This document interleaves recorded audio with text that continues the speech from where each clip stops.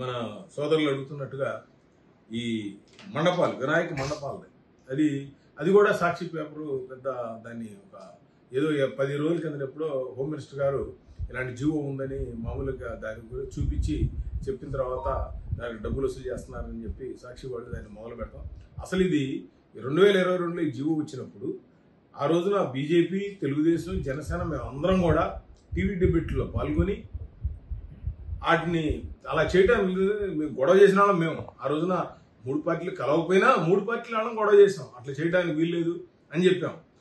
అటువంటి గొడవ చేసినటువంటి ఈ రోజున కూటమి ప్రభుత్వం అలా చేయడానికి అవకాశమే లేదు.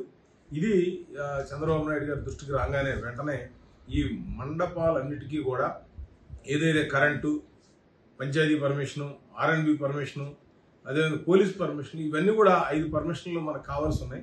ఈ 5 పర్మిషన్లు కూడా సింగిల్ విండోలో చేయడం జరిగింది. ఇంతకు ముందు అంటే అందరి దగ్గర తిరగాల్సి వచ్చేది. ఇప్పుడు ఆ పరిస్థితి కాకుండా సింగిల్ విండోలో ఏమీ డబ్బులు లేకుండానే ఆ యొక్క వినాయక మండపాలు పెట్టుకోవడానికి పర్మిషన్ వచ్చింది.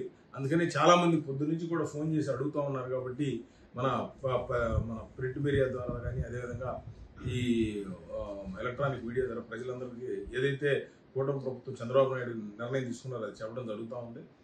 Save a life. Download uBlood app.